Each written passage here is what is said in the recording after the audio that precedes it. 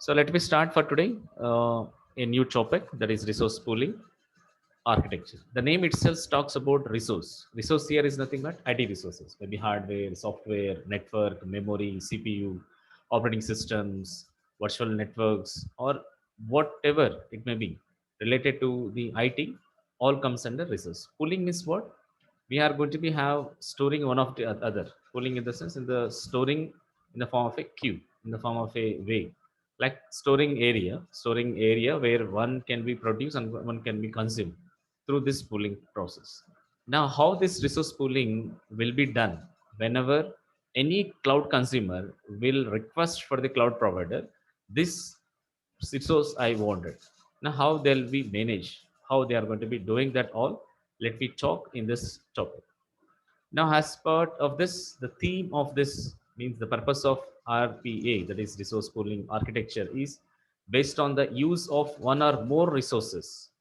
Pools in the sense where we have a lot of storage. Like if you are considering CPU pools, in the sense all CPU will be available in that pool where we can have storage. Which identical IT resources are grouped are and maintained by a system that automatically ensure that they are remain synchronized to each other. Synchronized is when we can call as part of the time being synchronized will deal with time series, right?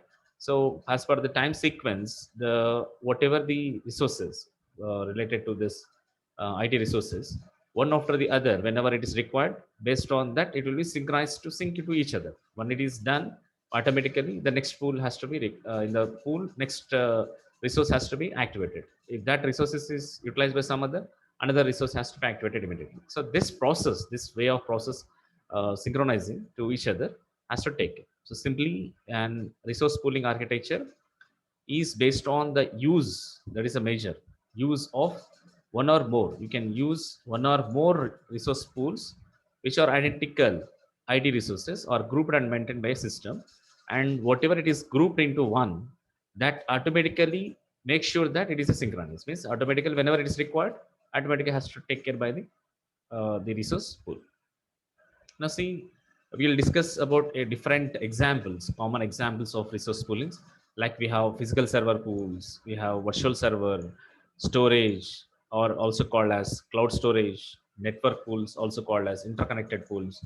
The pools of physical RAM means memory pools, CPU pools, dedicated pools, or maybe in the resource pools again we have the different parts like sibling resource pools, sibling pools, nested pools. Like this, we have different ways of the different pools are available.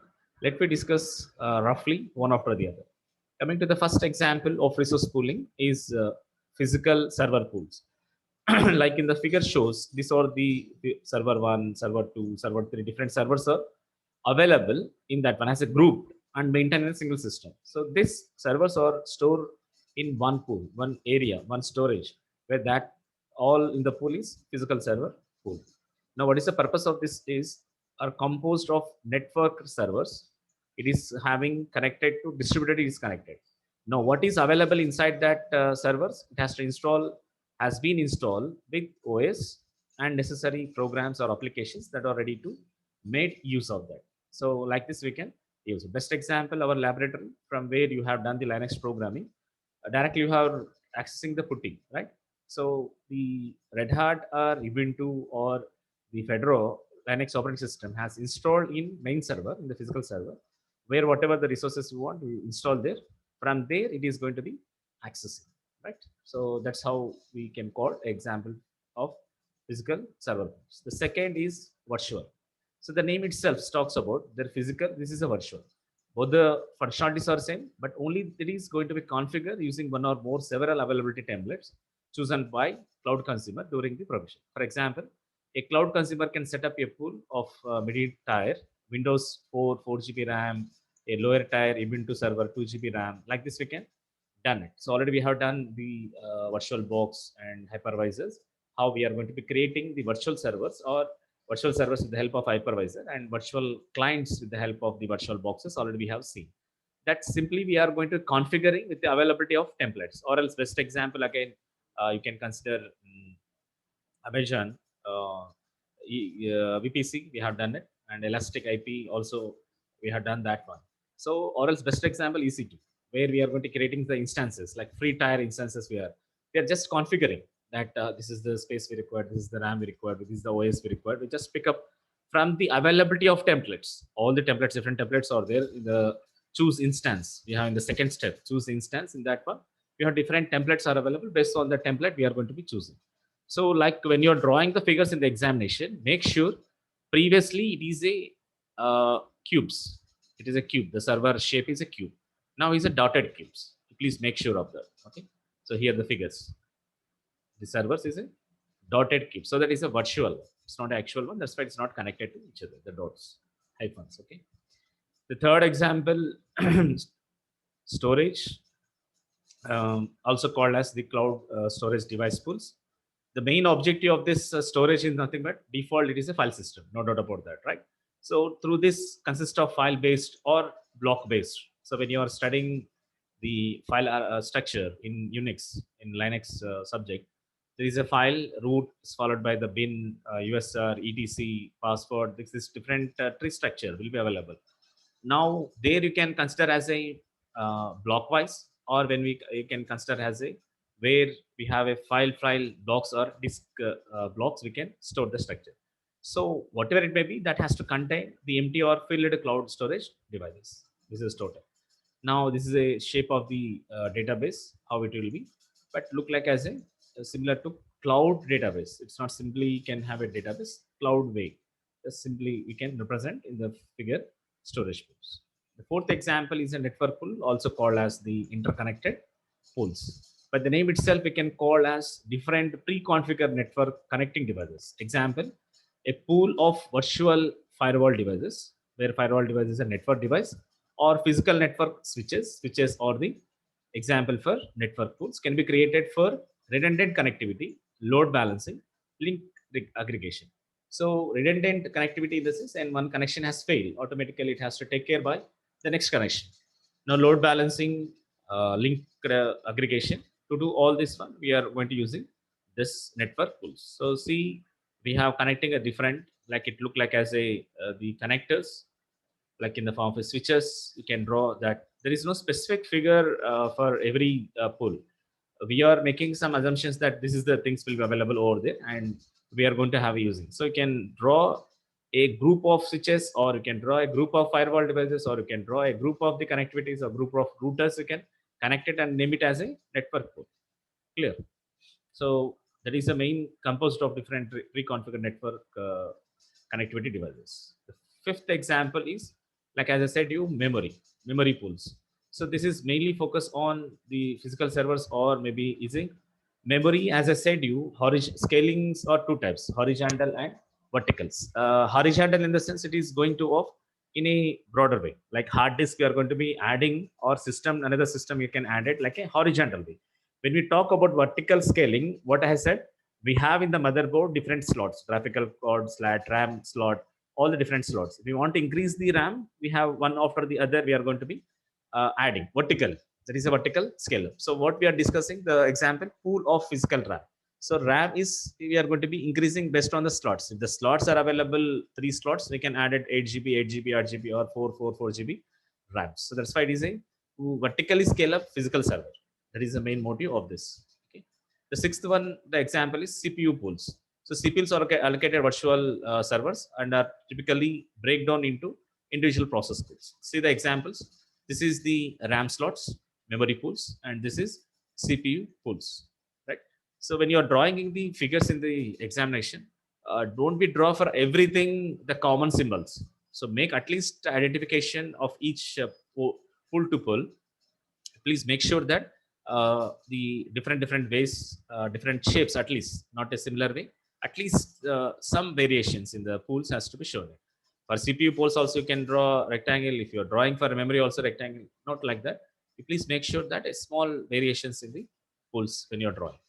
The seventh example, dedicated pools. Now dedicated pools is nothing but it is going to be creating for each type of resources. Like it is a group first of all, and under that group it is making each type of IT resources, and individual pools it is making. Individual pools can be grouped into a larger group. See, for example, previously we had discussed the network pool, cloud pools, that is storage pools, the memory pool, CPU pools. All individually, it is grouping into a larger pool, which can be case each individual pool becomes a subpool. Now, this is a larger one. How they become larger one? Individual groups or pools are going to be grouping as a larger one. Now, whenever the case has come, like when they requested, request network pools, from that it will be act as it becomes as a subpool for that larger pool. So that is the motive. Just combining individual pools as a larger groups, and whenever the case has come, it will be taken care by the rest of the pools. Okay, so one after the other, it is going to be doing the things. All right. The eighth example, that is, as I said, you again in the resource pools, we have some sibling resource pools, sibling pools, and also network pools. Now, this resource pools can become a high complex with multiple pools created for specific cloud consumers or application. Again, they have moved into a hierarchical structure. Hierarchical structure can be established to perform the parent, sibling, and nested pools. Parent is nothing but sibling resource pool. Sibling means normal sibling pools. Nested pools in order to facilitate the organizations of diverse resource pooling requirement. So to overcome the problems of this resource pooling, they again move to the hierarchical structure where it consisting of the parent. Here the parent. Parent means sibling resource pools. Here the normal sibling pool, and next we have nested pools. Let me talk about the parent pools in hierarchical structure. Usually drawn from physical group. Normal sibling means what? The continuation, the childs of that siblings. Grouped IT resources as opposed to IT resources that are spread out over different data centers. Now, what they can do is they can make a divisions like part A, part B, part C. It makes of spreading out over different data centers from taking off that one. Say, for example, parent A, that is A, has required all the four pools, or maybe a combination of different pools. Parent B, that is a sibling of that, it may be required three. Again, the sibling of that parent, the B, it is again the C, has required only two pools. Based on the requirement, the IT resources are spreading over the different data centers. That is called as sibling resource pools. Whereas sibling pools are isolated from one another so that each cloud consumer is provided access to the respective pool. I'll show you figure so that you can understand very clearly. See here a pool A, this is a pool B, this is a pool A, pool B, and pool C. Now, if you clearly observe in the pool A, we are having the four different pools. In pool B, we are having three. In pool C, we are having three. But here, for this one, they make a combination. From pool A, it is making a three virtual CPU memory. From this pool A, the pool C has making a CPU memory network.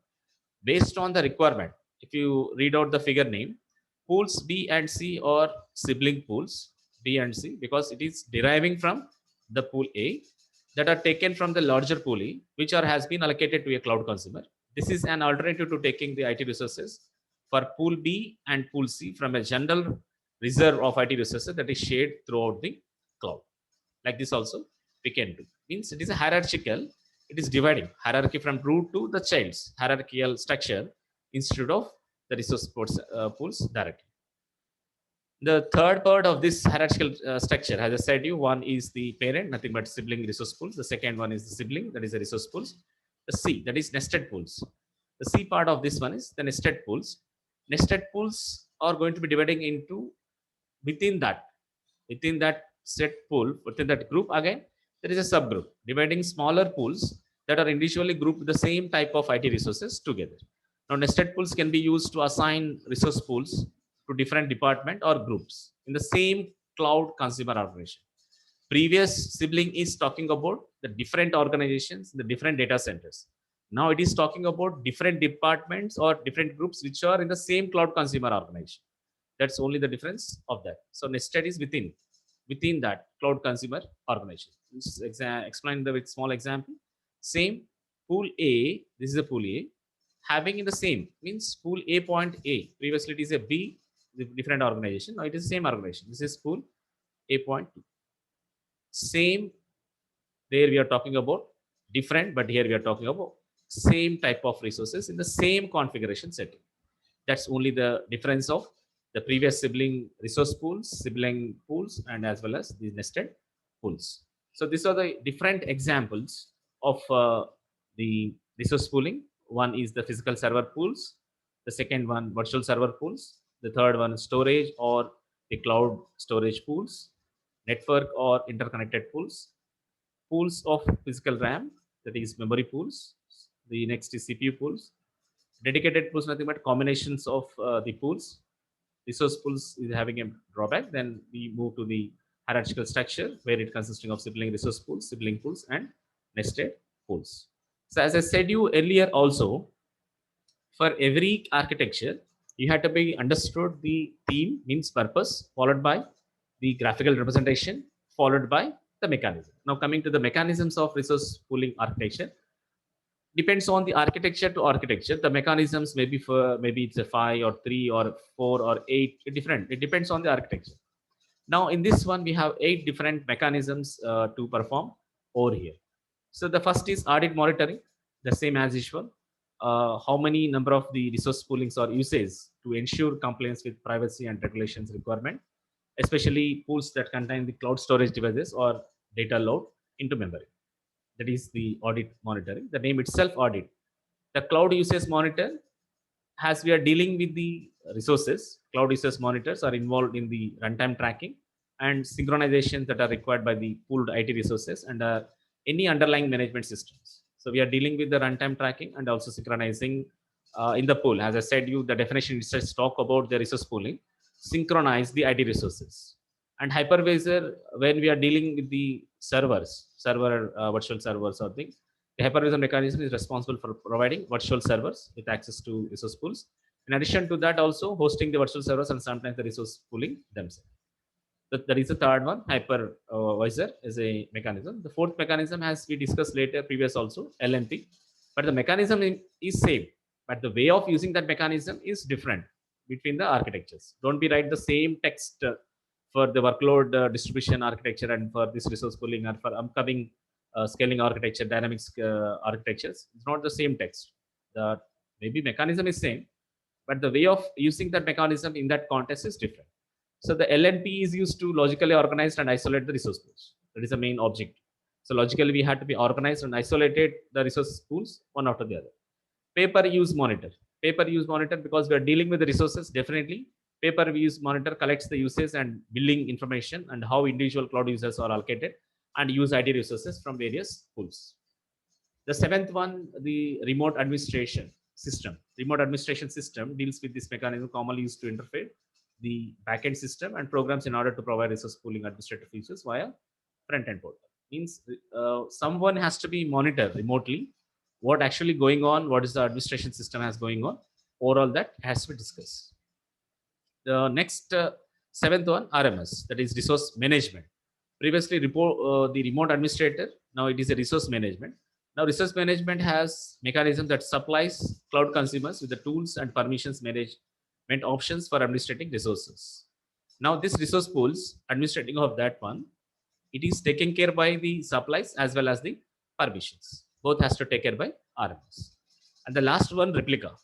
Replica is we had to make a generate the new instances of IT resources for resource pools. Maybe one has to fail, one resource pool has to fail, automatically again has to one more will be ready to supply for them. So these are the 8 different mechanisms in this resource pooling architecture. One is the audit monitor, second one cloud usage monitor, third one hypervisor, fourth one LNP, logical network perimeter, paper use monitor, fifth one, and this again remote administration system, seventh one resource management system, and resource replication.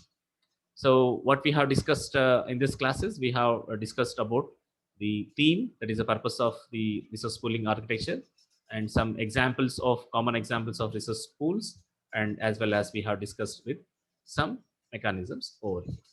So that's about the resource pooling architecture.